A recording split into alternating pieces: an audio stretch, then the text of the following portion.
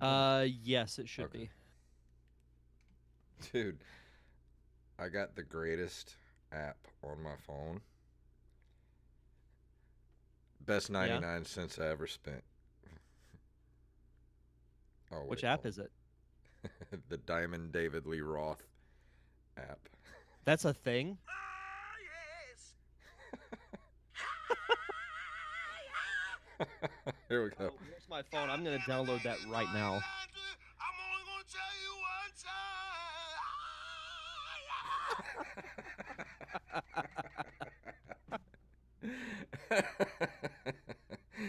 uh, That's great.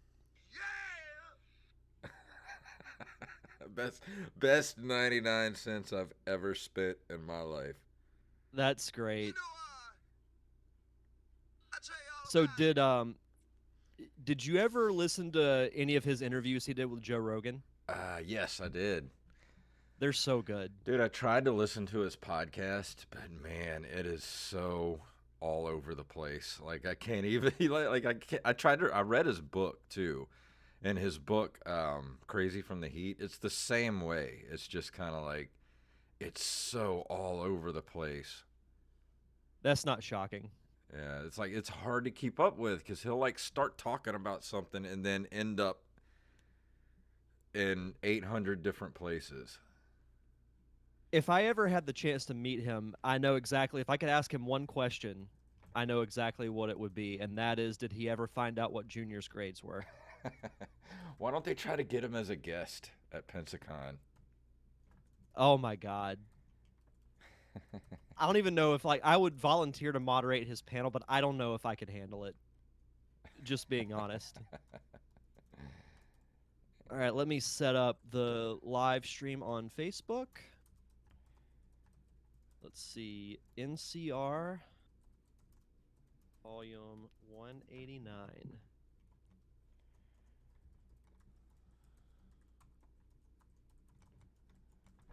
All right, it is tweeted out. I tagged you in it too, so all you got to do is just jump on Twitter and share it. Okay. Let me go I think my phone's in my living room. Let me go grab that real quick. Okay. Where's that? Hello, one viewer. Where is it at? Never mind, it was right behind my computer. Oh, all right. Did I? Oh, I gotta tweet it first. My bad. There we go. Well, I've been off of Facebook for a week. I think I may go ahead and delete it. Yeah, I mean, I couldn't blame you. I mean, I really only use it now to like promote my stuff. That's all I use it That's for. I really get about on it. there and retweet or share stuff. You know, I don't even want to be on there anymore. I hate it. I mean, there's hate on Twitter, but I don't know, the hate's more fun. It's not as bad. Yeah, it seems a little more. I mean, you can curate who, what you see a lot better on Twitter and who you interact with. Rampage, what's up, man? Well, the stream looks solid, so I'm gonna go ahead and close this tab out, so I'm not sucking up Sweet. extra juice. All right. Let me got one more thing to do. We got to figure out when we're gonna do the commentary track this month too. Yeah. I yeah, we got to do that. And the well my initial plan was I was going to batch record a bunch of episodes of my show that Yeah. would last me through the month, but since both no showed, I've got to figure something else out. Um, I mean, I've got a show for this week, and then I'm doing one next Tuesday I was thinking that I'll use for too. next week. We should go ahead and record a couple of extra. Yeah, Rampage says do it tonight. um, I was thinking we could do a couple of extra episodes, like a little short commentaries, just in case we have any nights we can't do it Yeah. coming up. So just to have in All the right. can. I always like to have a couple extra episodes in the can. I was thinking we could do that Pac-Man show that's on Oh, Netflix. that'd I be still fun. have it in my to watch list. All right. Let's go live on Facebook. So far everything's solid on my end. Okay. And then I mean I've got a Twitch tab too, so Okay. oh, Rampage, my dollar demands it. Yeah. All Your right. dollar will get it when we give it to you. You will get it when we are damn good and ready. Here we go. Hold on. Where is it at? Oh, come on. Where is it at? Oh, it's in my other tab. Hold on. You will listen to every damn word I have to say!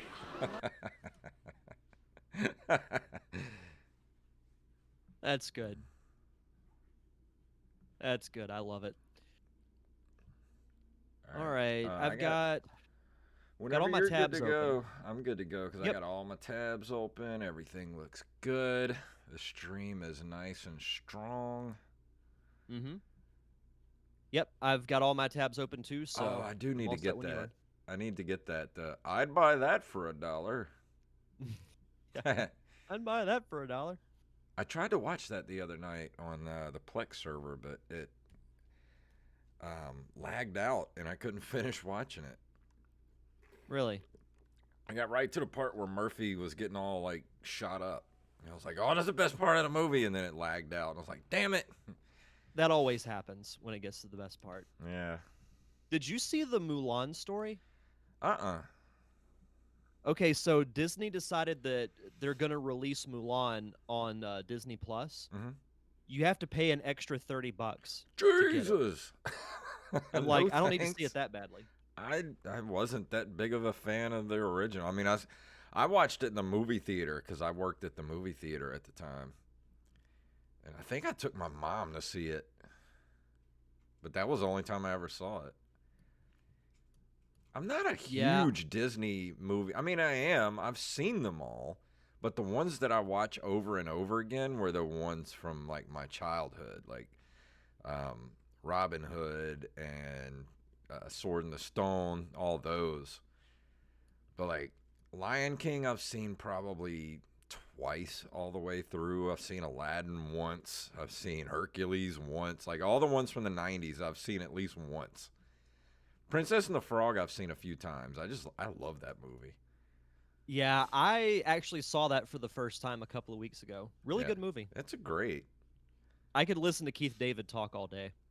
I think RoboCop might. No, I don't think it was my first R-rated movie because Rampage was saying RoboCop was his first R-rated. I remember being the first like movie that really like shocked me with violence because of the whole Murphy getting murdered scene.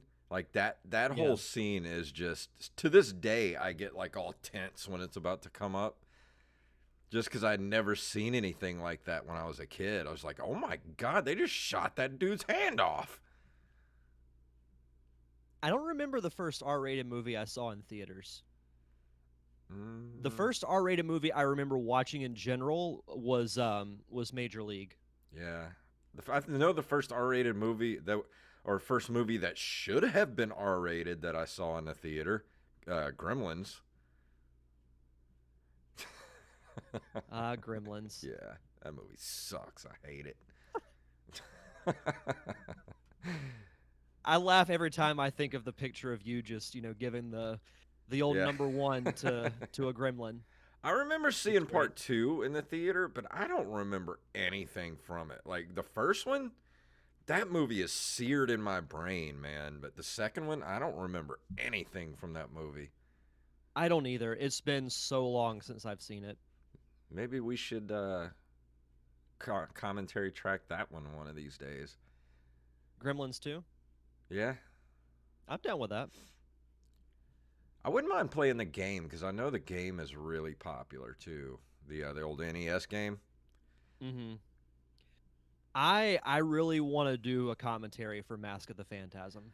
He got Rampage. Oh yeah, Phantasm's great. Rampage said he has 2 different versions of RoboCop on Blu-ray that he got from the Dollar Tree. I gotta go to the Dollar Tree. Is Oh, he'd one buy like the that for director's cut? $1. Do what Yeah, now? you can buy that for $1. Dude, is it not? Dollar Tree is the best store ever. I couldn't tell you the last time I've been in a Dollar Tree. Dude, I love going to the Dollar Tree. Get some candy. That's why I'm so fat now. I've started like eating a lot of candy again, so Yeah. I'm having to cut back. I'll tell you what store I do love. Do you guys have a Five and Below over there? In Yeah, Pensacola? there's a plaza about 2 or 3 blocks from my house that has one. I haven't been in it, but there is one there. Dude, you should go check it out. They got a lot of electronic stuff in there. I've looked through the window because they have like the giant like glass windows you Yeah. can look in and see the whole store. I've seen their electronic section, but just for some reason I haven't Yeah, I bought never 2. walked in. I bought 2 pair of wireless earbuds from there that I use at work. Nice. And they're really good, but they only last like 2 hours. So I bought 2 pair so I can constantly switch them out while I'm at work. That's smart. But I'm good to go. Actually, I don't know. We're just sitting here bullshitting. We should be having a show. Yeah, we tend to do that, but All right, it's all good. here yeah, we I'm go. ready. In 3, 2, 1. Do you like this show and you want to help support us? Do you want us to stay ad-free? Do you want extra episodes every month? Of course you do. Then head over to patreon.com/nerdcaveretro. Become a Patreon supporter of this very show.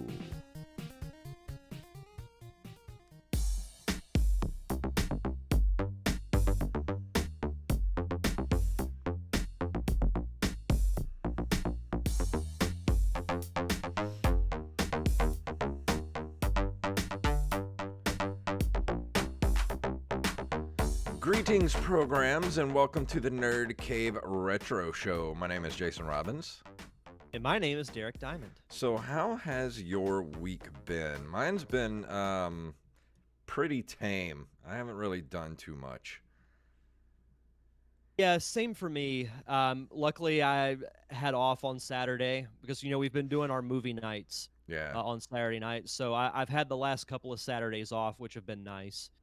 So really just trying to relax as much as possible. I mean, the schedule hasn't been as hectic, due to no baseball, which we actually found out today. During the fall, we have the University of West Florida here in town that hosts their football games at our stadium. We found out that that will not be taking place. Oh, wow. They will not be playing football at all. They're Division II. They're not like a major, like Division I school like Alabama or something like that. But no, there will be no Division II sports. So I will have more free Saturdays in the fall if we're not doing movie nights, when Yeah. kids are back in school. I mean, we don't have any plan beyond August, but that doesn't mean that we won't do it. Maybe But, you should go other back than that- to streaming on the weekends. I know it seems like I might actually be able to have the time to do that Yeah. because I know I want to stream if I have the time to either Earthbound or Donkey Kong Country. Yeah.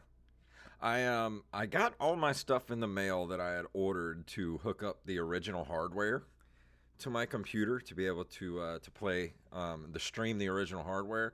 Turns out I got the wrong thing because I got a good geez. capture card. I can use it with the Switch. It actually works really well with the Switch, but it's a AV to HDMI converter.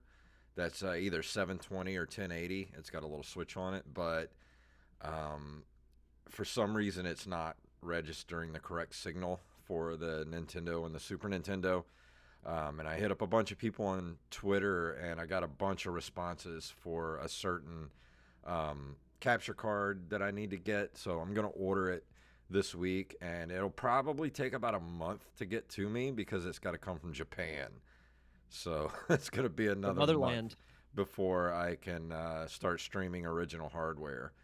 But yeah, last week I worked late every day, and I had to work on Saturday, so I didn't get to do too much. But I have been playing Anybody that's got me as a friend on the Switch sees me do nothing but play Goblin Sword this last week. Every spare minute I get, I'm playing that damn game. Yeah, I've downloaded it. I haven't had a chance to really play it yet, but I'm excited to dive into it. Yeah, it's gonna be a good review. I'm just worried that I'm not gonna finish it before next Wednesday because it is a meaty game, man. Like I've been Is playing it? it nonstop, and I'm not even off like the first part of the map yet. Wow. Because I'm so OCD that each level you go through, you have to get there's certain things you get each level. There's 3 blue gems and 2 treasure chests you have to get to complete the level. You can move on once you actually make it through the level. You don't have to get anything. You can just get through the level and then you can move on.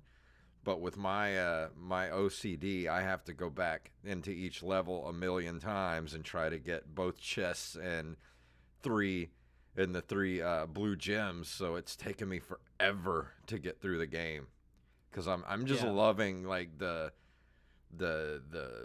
I guess the challenge of it to go through and try to get all that stuff in each level. Yeah, no, I can understand that. I'm excited to hear what you have to say about it. I'm gonna hopefully be able to play through a little bit of it before your review. That way, I can have a little bit of a taste of it. And I have no clue what I'm gonna review next because I'm gonna need something to wash this week's game, the taste of this week's game, out of my mouth. Speaking of But that, we'll talk about that later. yeah, let's go ahead and move into the news, shall we? Sure. If I can hit the right button.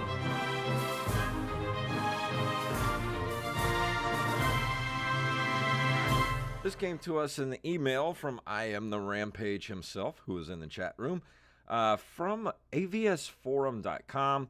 Back to the Future, the Ultimate Trilogy is coming to Ultra HD Blu-ray. Sweet! In 1985, director Robert Zemeckis, executive producer Steven Spielberg, and producer-writer screenwriter Bob Gale embarked on a 3-part journey through time that broke box office records worldwide and catapulted Back to the Future into one of the most beloved trilogies in motion picture history. The Ultimate Trilogy, available on 4K Ultra HD for the first time ever, will be available on October 20th, 2020, just in time to celebrate Back to the Future Day on October 21st. This collection is loaded with bonus material, including a bonus disc that comes with over an hour of brand new content, such as rare audition footage from Ben Stiller, Kyra Sedgwick, John Cryer, Billy Zane, Peter DeLuise, and C. Thomas Howell. A tour of the film's props and memorabilia hosted by co-writer Bob Gale, a sneak peek at the new musical show, and a special episode of the popular YouTube series Could You Survive the Movies. Join Marty McFly, Doc Brown, and a time-traveling DeLorean for the adventure of a lifetime as they travel to the past, present, and future, setting off a time-shattering chain reaction that disrupts the time-space continuum.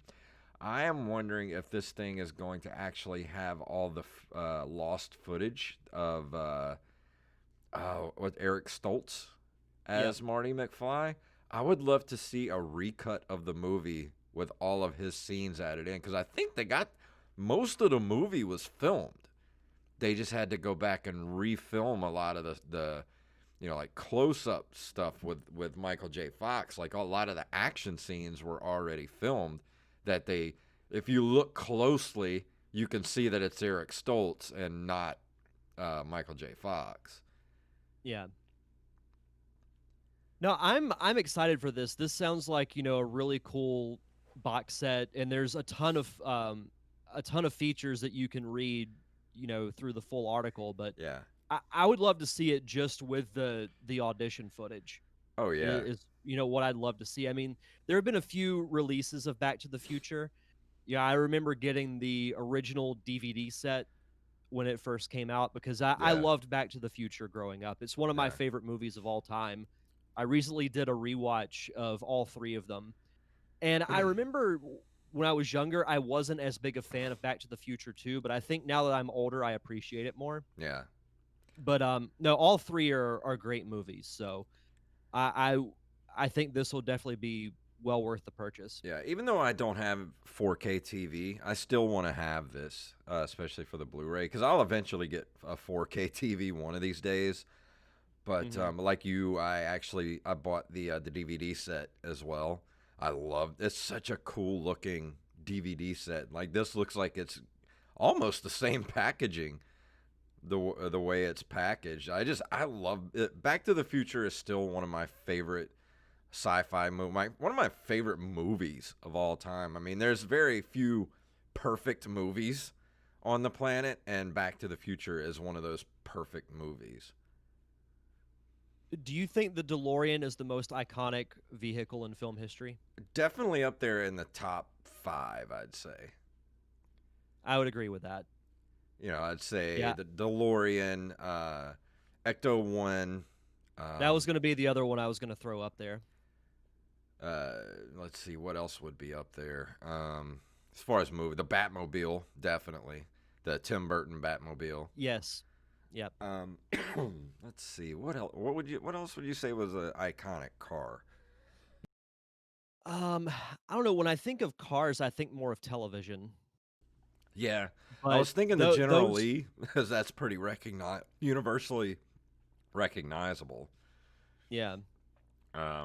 Kit. At some point, not to deviate too much, but at some point before the end of the year, I do want to do on my show some type of a Back to the Future themed episode. Oh yeah, that'd be I great.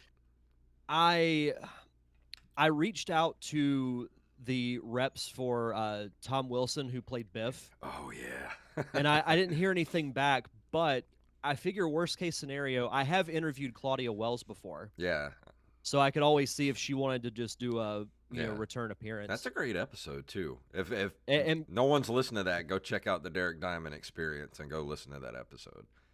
it's a pretty old one. It's from I think 2016 because that was Yeah, when she was at Pensacon. But they're doing a Back to the Future reunion at Pensacon this year sweet. with and Claudia Wells will be included in that. So I might see if if she wants to do like a return appearance. Oh yeah, that'd be awesome. It'd be cool for like 1 week maybe to do like a retrospective, like say like me, you, and Wally, Hmm. and then the week after do another Claudia Wells interview.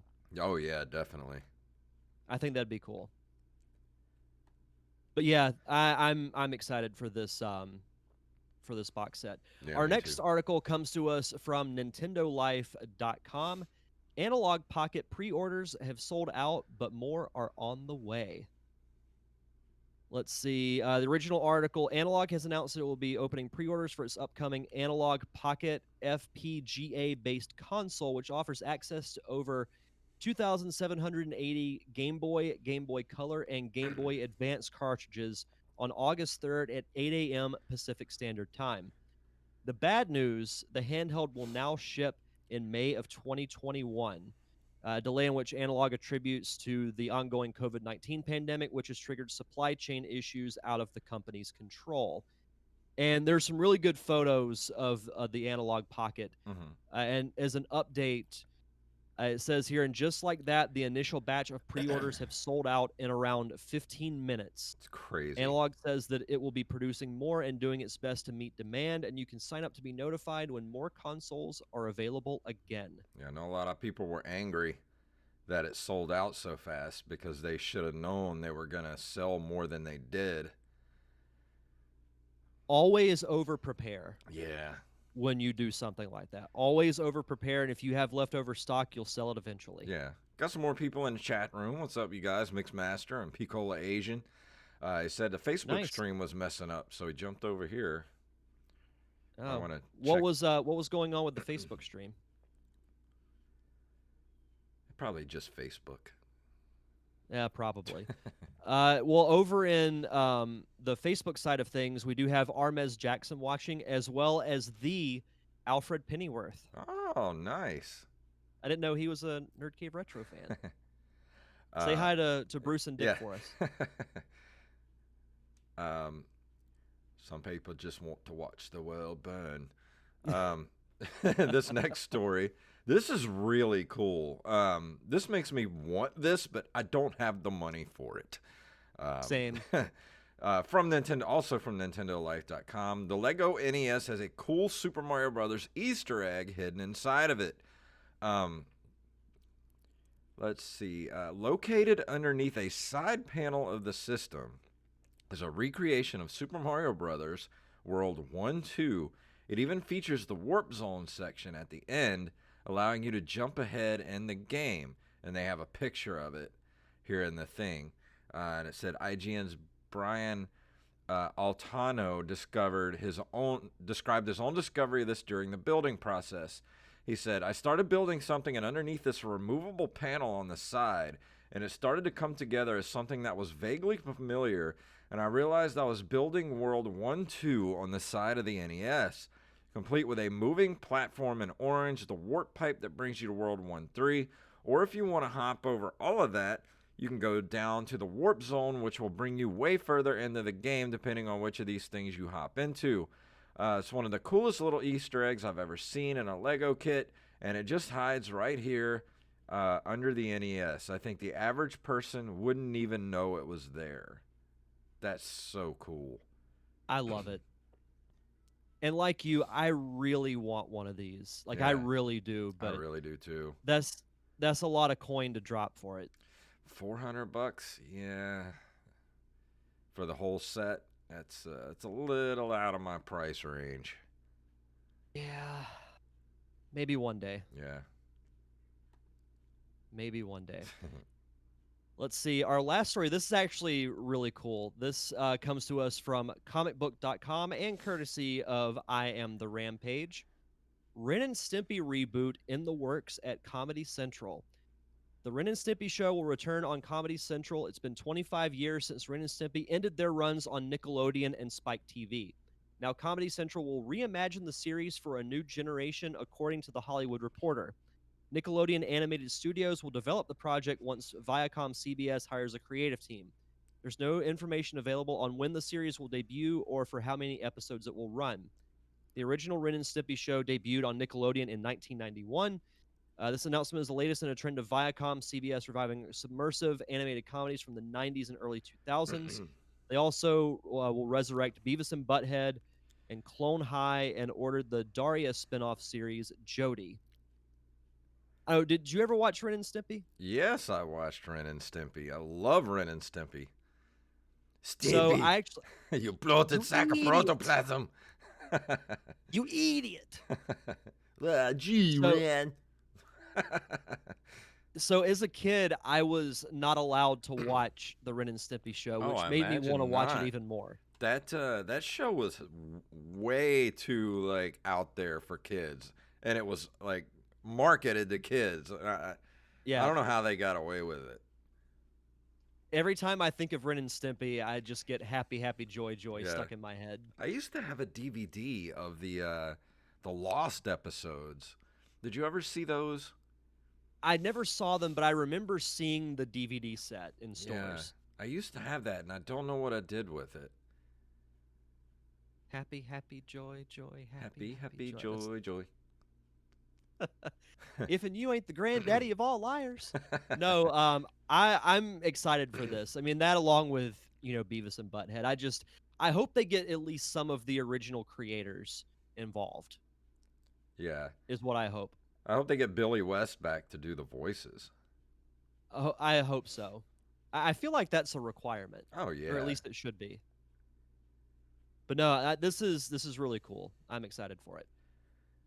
All right, well, now it is time to go into this month in video game history.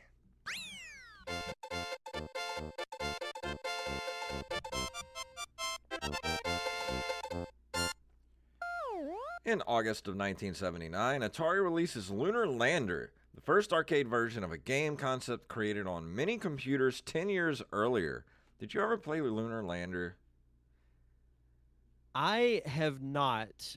I know we've talked about it a couple of times here on the show, and I will say as a side note, thank God we're in August because July got really, really light Yeah.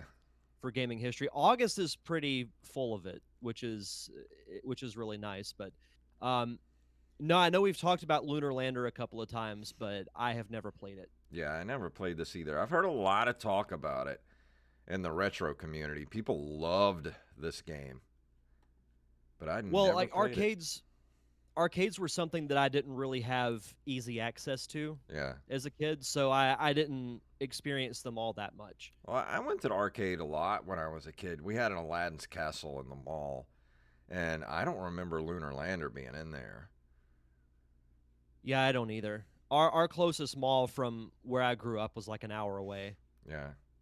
so I didn't get to go to the arcade too much. On August 12th of 1981, the IBM personal computer is released for 1,565 US dollars with 16 kilobytes of RAM, Woo! no disk drives, and get this, four color Four color. CGA graphics. Wow. Wow. How much is $1,565 converted to today? Equivalent to $4,401 in 2019. That's not that bad considering some No, of it's the Apple computers were like, 10 grand. I think what was it, the first Macintosh, I think was like 10 grand when it first yeah, came out something in like like that. 83 or 84. It's Yeah. crazy. And that's like the equivalent of like $25,000 today. It's a lot of coin. Yeah, it is. August 30th of 1987, Capcom releases Street Fighter, the first game of the series and the one game no one ever talks about in the Street Fighter series. People love Street Fighter 2 though. Yeah, there was 85 different versions of Street Fighter 2. Yeah. I prefer the unreleased 86th version Yeah, me too. personally. The underground version. I don't think we've ever reviewed a Street Fighter game. No, and I've thought about it, but honestly, it's like, what can you really review about it? It's hard to review like fighting games and stuff like that because it's just fighting. There's no, I don't Well, know. like with Mortal Kombat, it was different because I grew up playing that game Well, and I there's a had like that attachment to it. And yeah. plus, you had, I mean, there's a Street Fighter movie, but Well, there there's was a a Mortal story Kombat movie mode. that I liked. There's a story Yeah, mode that you can play in Mortal Kombat. I don't ever remember there being a story mode in any of the Street Fighter games. yeah, I don't either. I don't either. Rampage said he still likes Street Fighter 3 the best. Change his mind. I didn't even know there was a Street Fighter 3. I thought there was just like 95 versions of Street Fighter 2. He should post the meme of the guy sitting at the table with the coffee. Yeah. Street Fighter 3 is better. Changed my mind. Uh, In August of 1988, Sega releases Altered Beast, later ported to the Mega Drive/Genesis, where it was packaged with the console in North America and Europe. Rise I from remember your grave. I've never played this game. I've thought about, because I know it's on the Genesis Yeah. Mini. I've thought about playing it to review it. You should. I love Altered Beast. Like I started playing it on when I remember playing it as a kid at a couple of friends' houses that actually had the Genesis, and I played it for a little while when I got the Mini, and it's still a pretty cool game. I just love Yeah. the voices on it. It's like rise from your grave. You know, one thing that Sega missed out on is they should have had some type of musical game for the Genesis with Phil Collins. Yeah, they should. See, what I'm trying to think of a Genesis song like "I Can't Dance" or something like that. Yeah. I let's Can't see. Dance exclusively for the Genesis. Yes, by Genesis. Yes. No brand confusion there. No, August not at all. 23rd of 1991, Nintendo releases Super Mario World and F-Zero along with the SNES or the SNES in North America. Super Mario World was the original pack-in game for the SNES. The game introduces Yoshi character to the Mario series, and I'm glad they went with the Yoshi character that they did because the story we talked about last week with the Nintendo leak. I don't think Yoshi would have been as popular a character if he remained, raptor looking. Yeah, his current look is slightly more kid friendly. Yeah. But no, I mean Super Nintendo. It's my all-time favorite video game system. I remember getting it that year as a late birthday gift because it was released just a few days after my birthday. Yeah. So I remember plugging in Super Mario World for the first time, and that game sucked me in. Oh yeah. And still one of my favorite video games of all time. And I I think honestly one of the best video games of all time. I got it for Christmas in '91, and I just remember that Christmas break, like that remaining week after Christmas before we went back to school. That's all me and my brother did was play Super Mario World until we finally beat it, and then I moved on to Legend of Zelda because I got 4 games that Christmas. I got Final Fight, F-Zero, Legend of Zelda, and of course it came with Super Mario World. Mm-hmm. So I had 4 games to choose from, and I was like, what do I play first? That's a good Christmas. Yeah, it was. That was the best Christmas ever. It sounds like it. And August 27th, 1996, Namco releases Tekken 2 for the PlayStation in North America. I remember playing a lot of playing my buddy Josh. I remember us playing a lot of Tekken back in the 90s. Staying up real late playing Tekken. I never really played Tekken. The only fighting games that I got into were Mortal Kombat, and then I briefly got into Soul Calibur. Yeah. Because they released Soul Calibur 2 for like the GameCube, PlayStation 2, and the Xbox. And I remember they had exclusive characters for each version. They had Link as an exclusive Oh yeah. for GameCube. And I think they actually had Yoda for the Xbox version. I remember that. I think 'Cause that was the other one that I version- would have got. Yeah, that's the version I played. Was the one with Yoda. Mm-hmm. I Yeah, forgot that all was for the about that. Xbox. Yeah. I August can't 20. remember who the PlayStation exclusive was. Oh, wasn't it Spawn? It might have been. think I it can't was. remember. I remember Spawn was a exclusive for a fighting game, but I don't remember which fighting game it was for. It was an exclusive for either the Xbox or the PlayStation, but I don't remember. Yeah. Let's see. On August 21st, 1998, Tom Clancy's Rainbow Six is released for Windows. I never got into any of the Tom Clancy games. I think I rented Rainbow Six for maybe the N64 or maybe the PlayStation 2 or something like that. And then I played some of the Splinter Cell games and just never got into them. The thing I remember about the Tom Clancy games, I remember seeing commercials for them all the time, but I never knew anyone who played them. Oh yeah, Piccola Asian says Yoda was exclusive to Xbox 360 for Soul Calibur 4, and Spawn was exclusive to the Xbox version of Soul Calibur 2. I knew he would know it. And that's why we call him the Emerald Coast fact checker. Yes. We have 3 fact checkers. We have Wally, who is the official fact checker, Tyler Yeah. Watson, who is the fact checker to the fact checker, and Brandon Rutledge is the Emerald Coast Yes. fact checker. And I try and fight the facts every week because I say never let facts get in the way of a good story. Yeah, Mixmaster's right. He said he couldn't do Splinter Cell games either because too much stealth. That was my problem. I can't do stealth games at all. I can't stand when games give me like a stealth mission or an escort mission or a stealth mission. You can just keep those and shove them up your butts. Hear that, game developers? We'll get to stealth aspects here in just a couple of Okay, minutes. good. And to close us out for this month in video game history, on August 28th of 2000, Mario Tennis is released for the N64. The only real like Mario sports game that I got into, and as a little trivia question, it also introduced the character of Waluigi. Oh, I did not know that. I was wondering when Waluigi made his debut. It was Mario Tennis. Huh.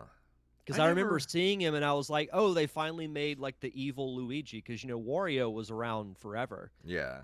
Since the Game Boy era. I just cannot get into sports games. I think the last sports game I really got into was the NHL 2K series. back in like 2004, I think. I've actually kind of been like having the itch to play a hockey game. I've never played one before. Dude, hockey games are great.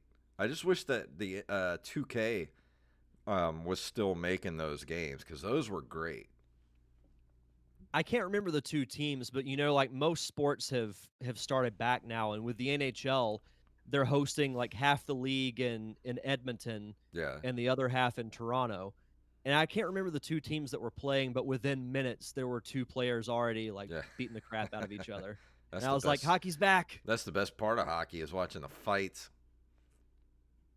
Yeah, do you guys have like an indie hockey team out We of used Biloxi? to. We used to have. Well, at first we had the Seawolves, and they Mhm. won the ECHL championship.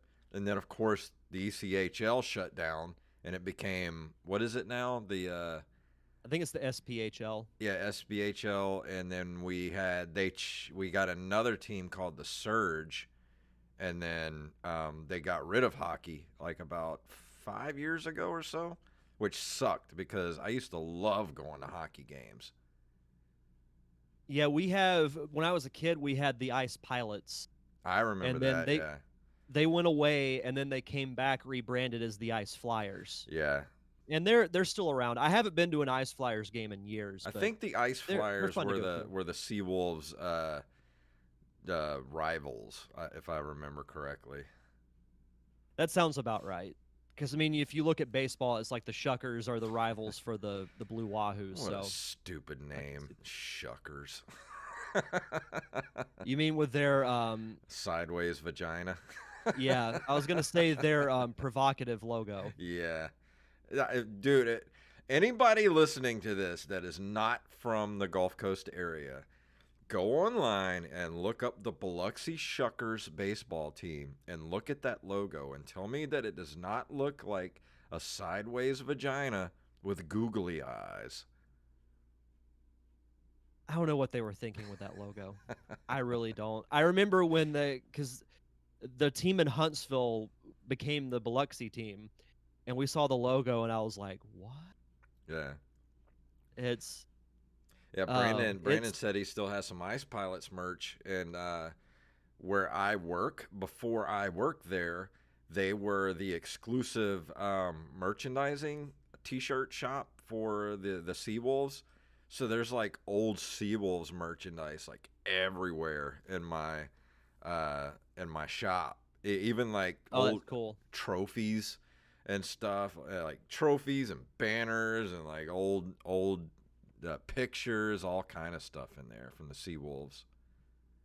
The coolest hockey team name I ever heard was the old Tallahassee Tiger Sharks. Oh, that's not a bad name.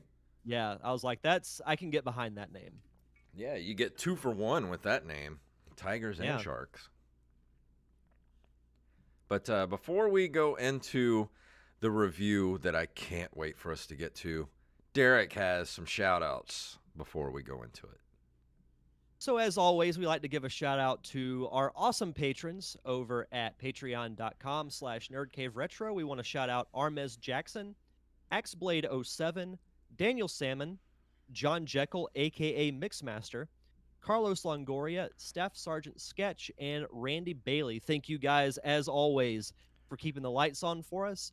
And because we are at the $50 level, we will keep doing our bonus episodes. And this month, we will be doing a commentary track for the Street Fighter movie, which I Yes. cannot wait for because, as we've mentioned almost ad nauseum on the show, Double Dragon was an interesting venture That to get movie was through, but crap.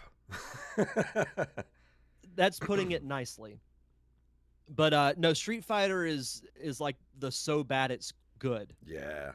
and fun type of movie. So I'm excited for it. And if you want to be a part of our awesome Patreon, head over to patreon.com/nerdcaveretro. Yes, and tonight Derek's going to be talking about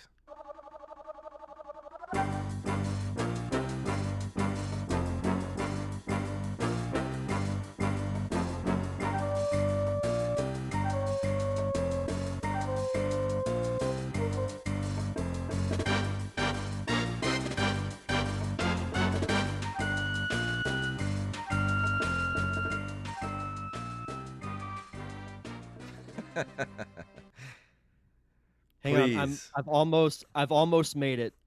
I've almost okay. There we go. just rant away, my friend. Rant away. Okay, Let so me get comfortable. Get my water. And sit back. Here we go. so before we actually start, I have to be completely honest with everyone. I can't really call this a review. We'll call it a friendly discussion about a certain video game. So I mentioned, weeks ago, I was like, you know what? I'm due to review a bad game. I've been having a good stretch. I've reviewed like Sonic and Knuckles. I've reviewed, other good games, like and Paper Mario a couple of weeks ago that I really like.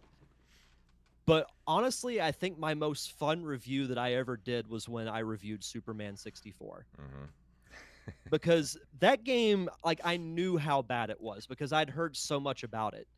I didn't know until 2 weeks ago that there was even a Mission Impossible game for the Nintendo 64. And that won the coin toss. So Hmm. um, I attempted to play it. So let me set the stage for you, if you will.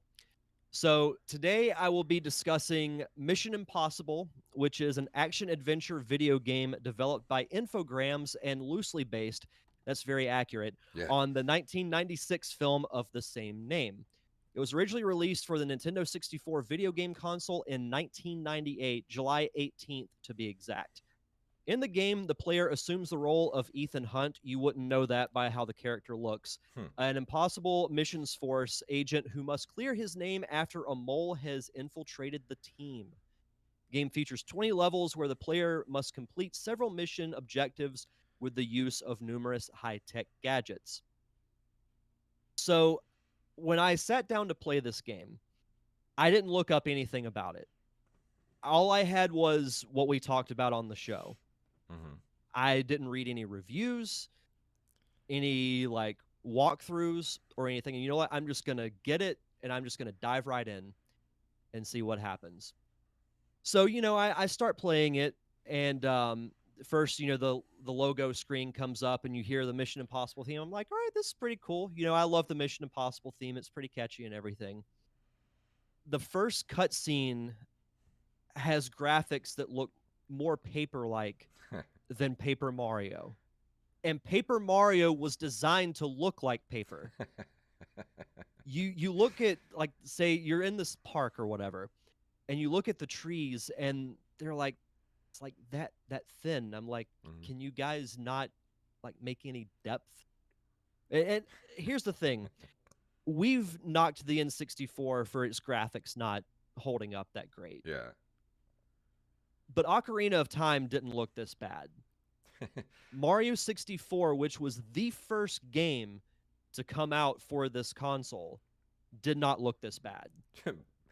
Brandon said he just looked up screenshots of Mission Impossible and almost got cataracts. How do you think I felt playing it? I remember when I got this game. I got it when a few years ago my brother actually bought me a Nintendo 64 for my birthday and shipped it to me. He found it at a um, uh, not a flea market, but a what do you call those sales where somebody dies and they estate sale. Yeah, they had Yeah. it. He found it at an estate sale and sent it to me. And he gave me a couple of games, and one of the games was Mission Impossible. I had never played it before, and so I popped it in. I think I lasted maybe 5 minutes before I was like, "This game is garbage." I made it slightly longer than that. I gave the opening mission more than one attempt, but I'll get to that. So your first mission, you get off a boat, and what you're supposed to, like, you get your mission objective of what you're supposed to do. And I didn't really think of the stealth aspect of the game. Hmm. So, your character, you get off the boat, and first of all, it took me like 2 minutes to figure out how to jump. That's probably more user error than anything, but I digress. I'm still I, going to blame the that game. sounds slightly familiar. I think I may have had the same problem. So the first thing you're supposed to do is you jump over these crates to hop over a fence.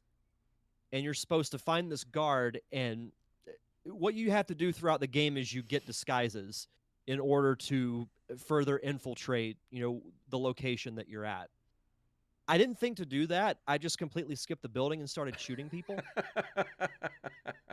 And then it just says mission failed, and I'm like, wait, what? What do you mean I failed?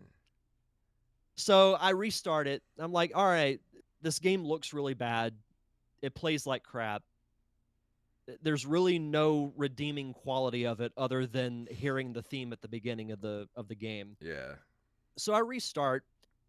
You do what I'm supposed to do. You go in the small building, you kill this guy, you take his outfit, and then you infiltrate the building you're in. I can't even remember the actual name of it.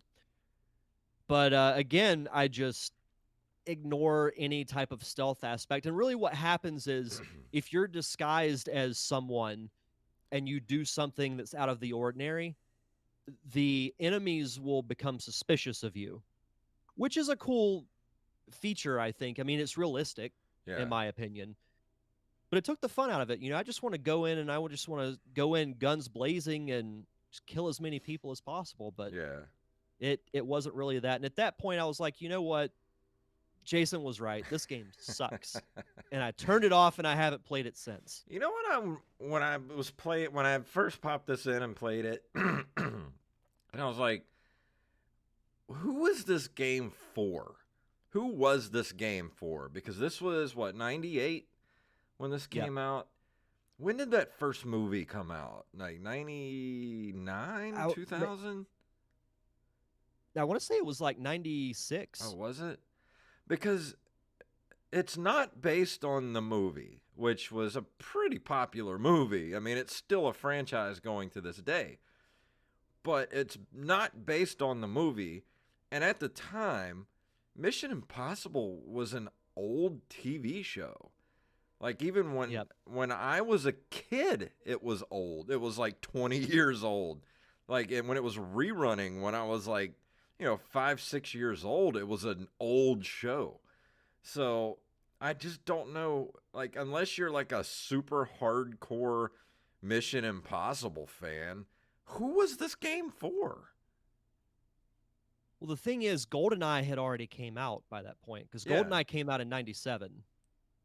And it's like, how do you top virtual, like, first-person shooter perfection? Yeah. You can't. Yeah. And as I started doing more research on the game because I was like, why is this game so terrible? Same thing with Superman 64. Like the backstory behind it to me was more fascinating than the actual game Yeah. itself because I'm like, why is this game so bad? So it was actually originally going to be for the PC, Mega Drive, Sega Saturn, and 32X. So it was essentially going to be a 16-bit game because there was a Mission Impossible game for the NES Was there? back Oh, in I I do think it remember came out in that. 1990. Yes, I remember that.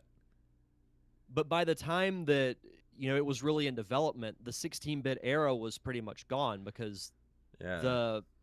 the N64 I think came out in 95 or 96.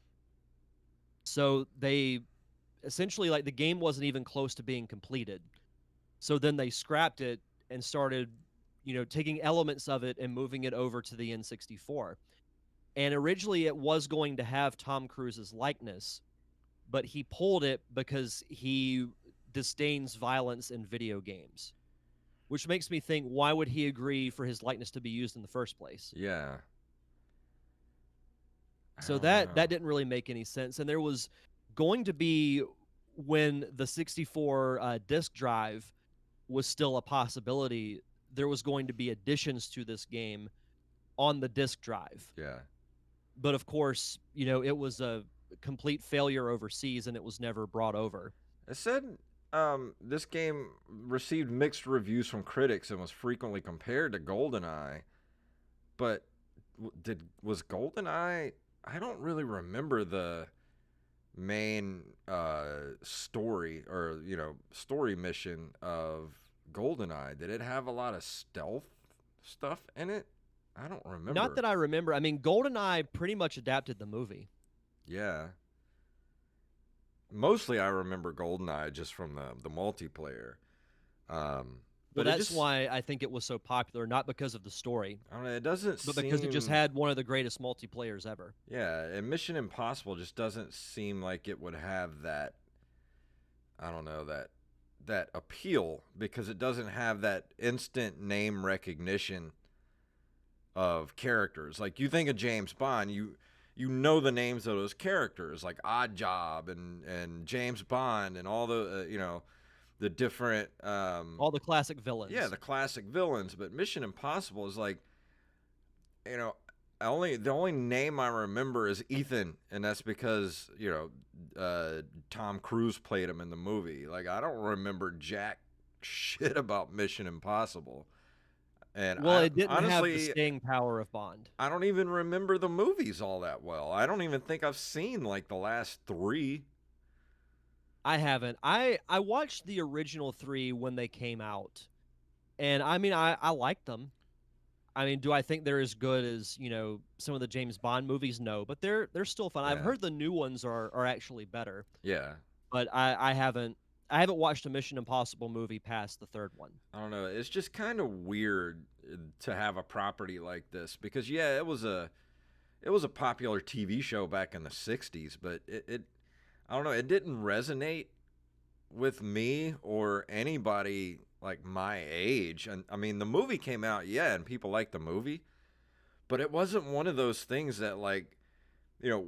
I didn't watch any of the old reruns or anything like that. Just something about Mission Impossible just didn't resonate with me.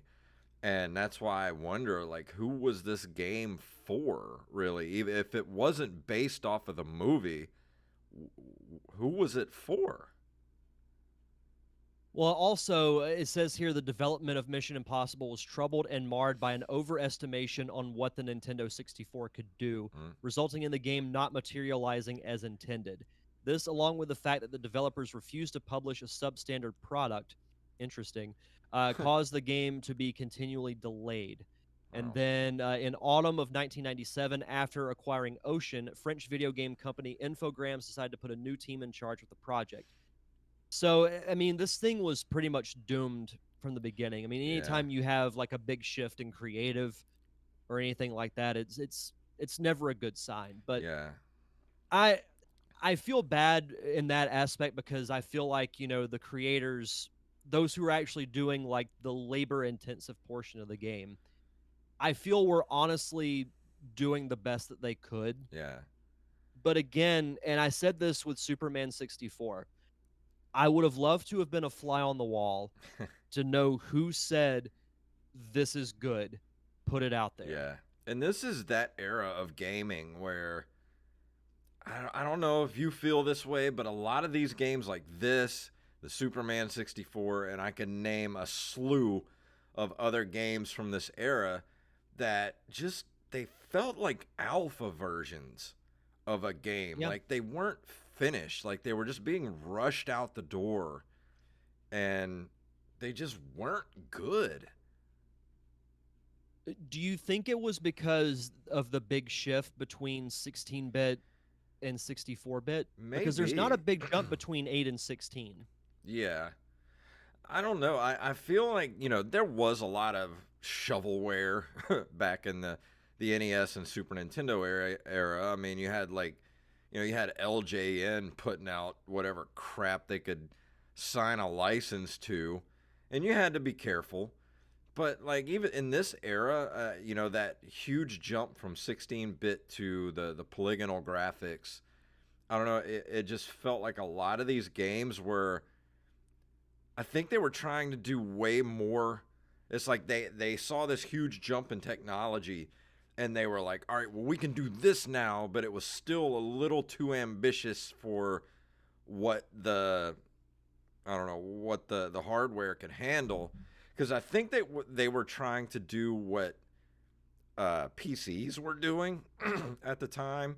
And you kind of saw that like around 2000 when when Halo came out because they were already doing, first person shooters on the PCs that were light years beyond what consoles were capable of. So I think, you know, like, I don't know. I really can't explain it. I think like a lot of times their ambition was way further than what the hardware can handle, and then other times I feel like, you know, like Superman 64.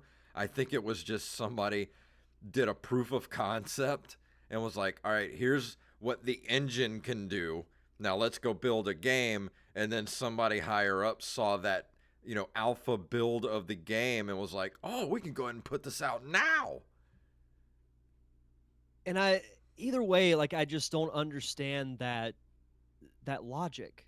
Yeah, Like I don't I either. really don't. And I felt like that next generation of 3D gaming, like with GameCube, with Xbox, is when they started to figure it out. Yeah. You know, with Microsoft, you know, they had been obviously in computers. So I felt like, you know, with Halo as an example, that kind of gave them a little bit more of an advantage because they knew how to be able to handle something of that magnitude. Yeah. To loosely quote Admiral Akbar there. But shout out to Michael Dixon and Wade Vatican who are watching on Facebook. Oh, awesome. Welcome. Fantastic. But yeah, I mean, you and those in the chat warned me about it, and I had no idea like how bad it was going to be. Like my expectations were low, Yeah. but I may have lasted a little bit longer in Superman than I did with Mission Impossible. See, I should have raised your expectations so you could have been as bewildered and disappointed as I was at this game. Yeah, it's Because I'll be honest, I didn't even know this was a game back then. Like this, I didn't either until last week. yeah, I didn't even know this was a game until, you know, I got the Nintendo 64 a couple of years ago, and it was one of the games that was shipped with it. And I was like, what is this? And I played it, and I lasted maybe 5, 6 minutes tops. I was like, this is awful. I'm never going to play this. Well, you want to know the crazy thing? On the reception portion of this little Wikipedia page, Mission Impossible was considered a commercial success, according to Infogrames chairman Bruno Bonnell. It sold 1.13 million copies as of What? February 1999. In the U.S. market, it had sold 550,000 as of October 1998. That's It received. crazy. It gets better. Mission Impossible received generally mixed reviews from critics and was frequently compared to GoldenEye 007. In what way? In what way? Like it's not in the same I league. don't know. Nowhere near. GoldenEye is one of the greatest video games ever made, and Mission Impossible it's the great value version of Yeah. GoldenEye, is what it is. And that's surprising, man. If you would have told me this thing sold 550,000 copies total, that I would have believed. But 1.13 million copies sold, just the fact that it broke 1 million copies is mind-blowing to me. Like, they must have had a great advertising campaign. That or all the employees went and bought the copies. Probably. Because if I would have bought this back in '98, I would have immediately taken it back and been like, "Can I please get something else?" Yeah.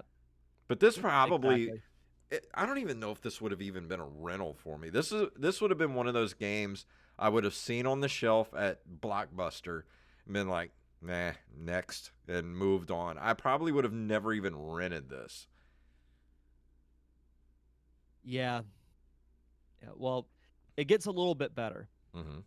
So some of the review scores, Electronic Gaming Monthly gave it a 5.75 out of 10.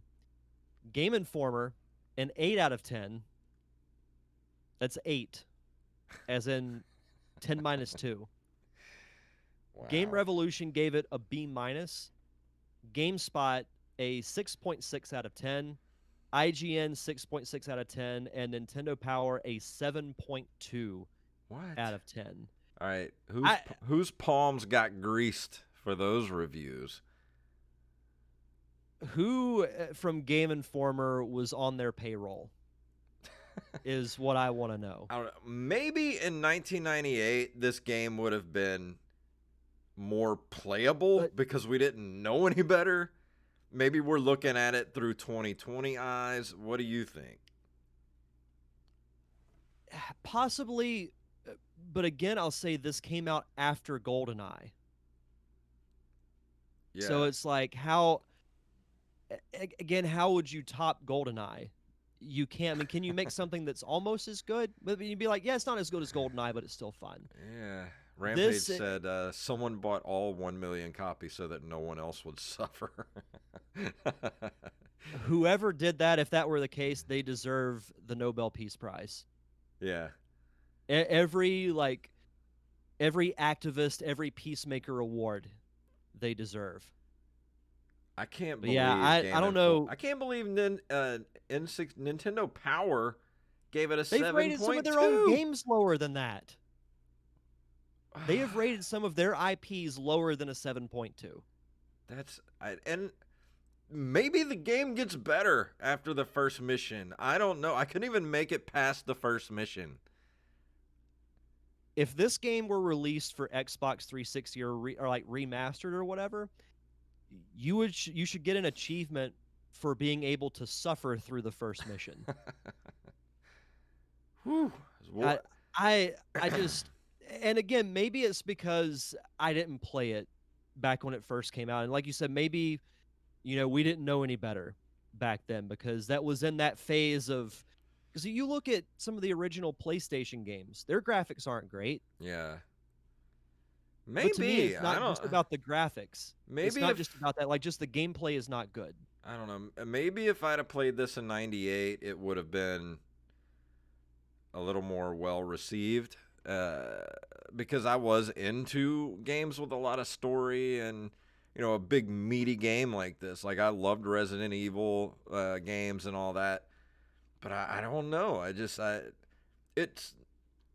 looking at it with 2020 glasses. It's a pile of garbage, hot, smelly garbage. Yeah, Brandon Rutledge says it perfectly. Achievement unlocked. Didn't destroy TV. And Yeah, Mixmaster says, I'm actually not big on graphics as long as it's fun. yeah. I mean, I agree. I do agree with that. But I mean, this game is just overall bad. Yeah, And it's like the graphics, the bad graphics don't help it yeah, at all. And I mean, yeah, he just said it, but crappy graphics don't help. yeah. Especially this era. The N64, the PlayStation 1 era, that transition from 16-bit to, in between the 16-bit era and the PlayStation 2, that whole, 6-7 year period was just, whew, that was a rough time for graphics, man. Yeah. Unless you were a PC gamer, that was a rough time for console gaming. Yep. That it was. What number grade would you give it?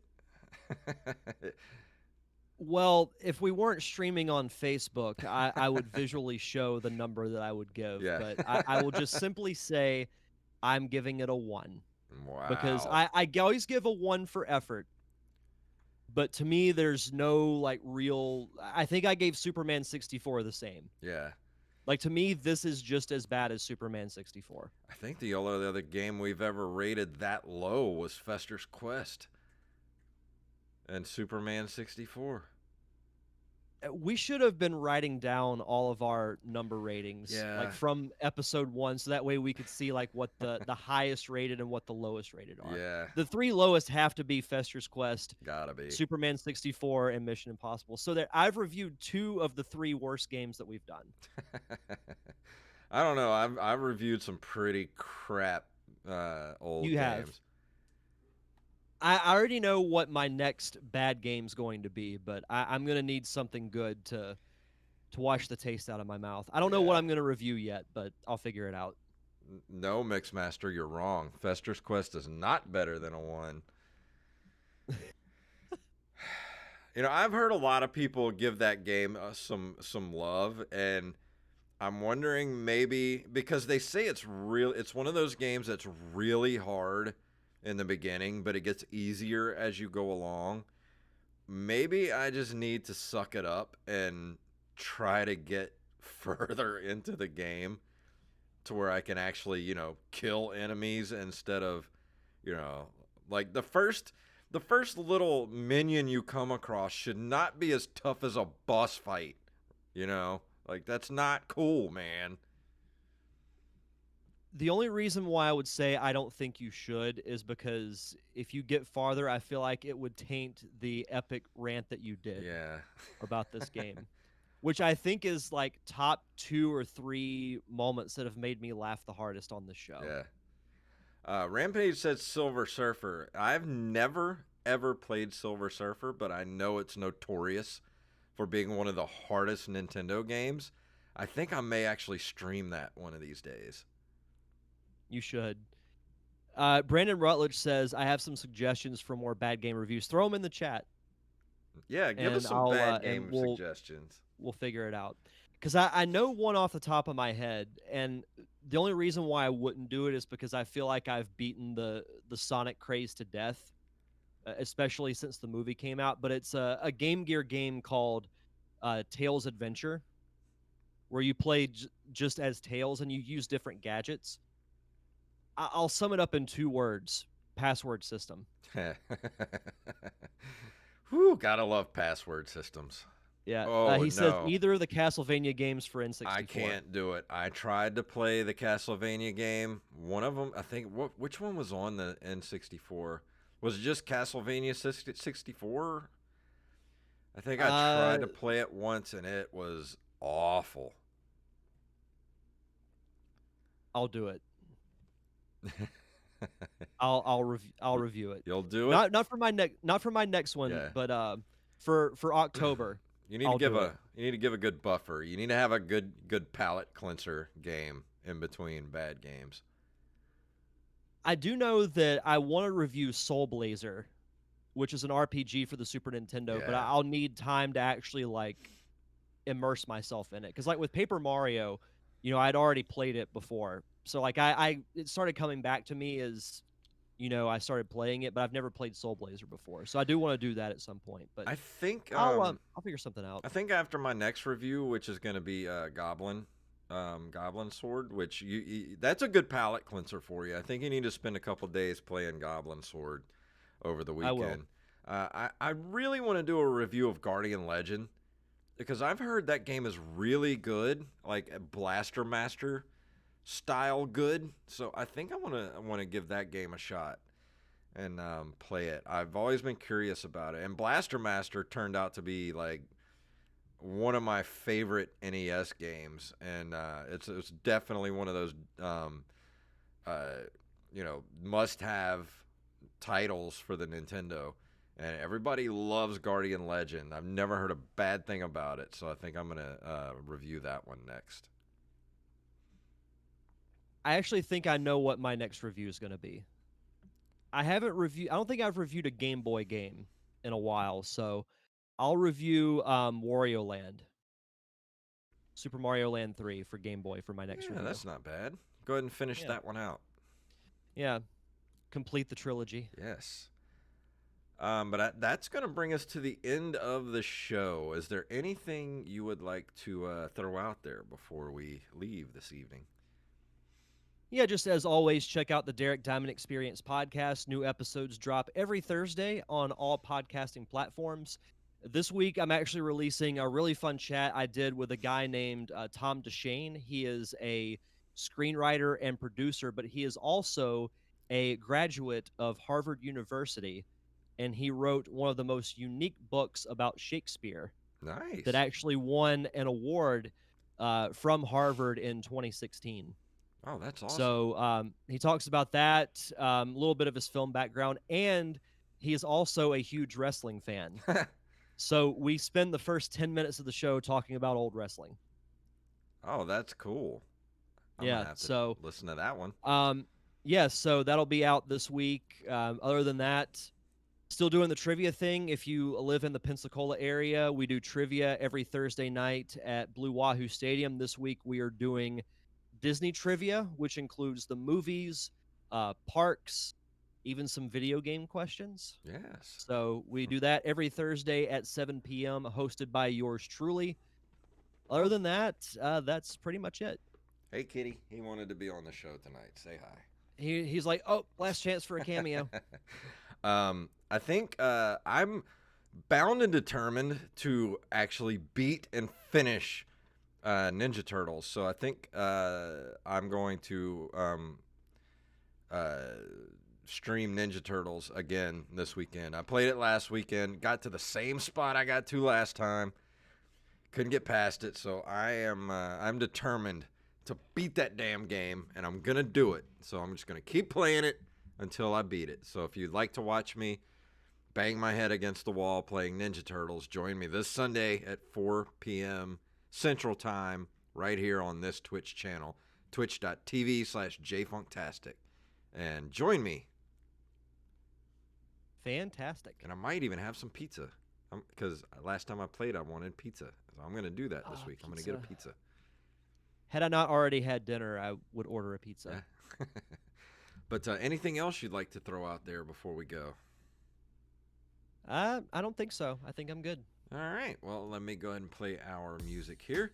If you would like to email us, you can email us at nerdcaveretro@gmail.com. We are at nerdcaveretro.com. We're on Instagram and Twitter at nerdcaveretro, and individually at JayFunktastic and at Derek_Diamond. We're on Facebook at facebook.com/nerdcaveretro, and also we're on Patreon at patreon.com/nerdcaveretro, where if you keep us above that $50 level, we will do the commentary episodes every month, and this month's going to be a good one with Street Fighter.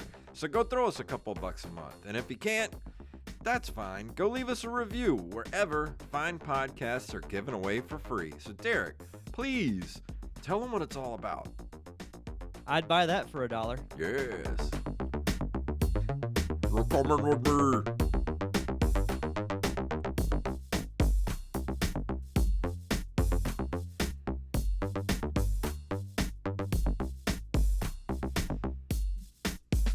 Wise man say forgiveness is divine, but never pay full price for late pizza. You blew it!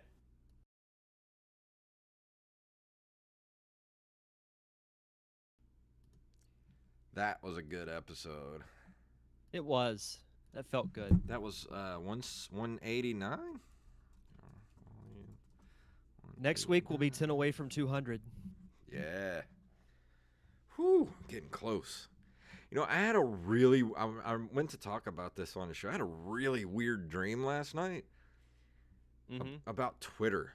I had a dream that someone had, for some reason, I got on Twitter and my username at JayFunktastic was taken away from me by Twitter and given to someone else. And they gave me the Twitter name at LOLJK. I'm like, what the hell, man? So I had a fight with Twitter and this other person because they took my name from me. And I'm like, I've got all this branding everywhere from JayFunktastic, and I was so mad. I woke up angry because I lost my Twitter handle. At LOLJK. Yeah, I was like, that's a stupid name. What a weird dream. Oh, man. I've been having weird dreams That's an lately. interesting dream. Yeah, I don't get it. Yeah. But yeah. Fun stuff. I'm going to go ahead and go. You want to say hi again, Kitty, to everybody in the chat room? This is my buddy Luke, and he likes to hang out with me. This is my buddy. He likes the fame. Yeah. His official name is Luke, but I call him Bubby. Bubby? Yeah. But I'm going to go ahead and go so I can get this thing edited up. And thank you guys for watching. And be here tomorrow night at 7 o'clock for the Open Micers podcast. We're going to have Dan Levy on, who was he played Frank in Monsters Anonymous. And he's been in a bunch of TV shows. and his star is on the rise. So you're gonna want to be here for that. 7 Nice. p.m. And then, of course, like I said, Sunday at 4 o'clock, I'll be playing Ninja Turtles again. Go grab some pizza and join me. And I will see you guys tomorrow. Have a good night, guys. Bye, Faith.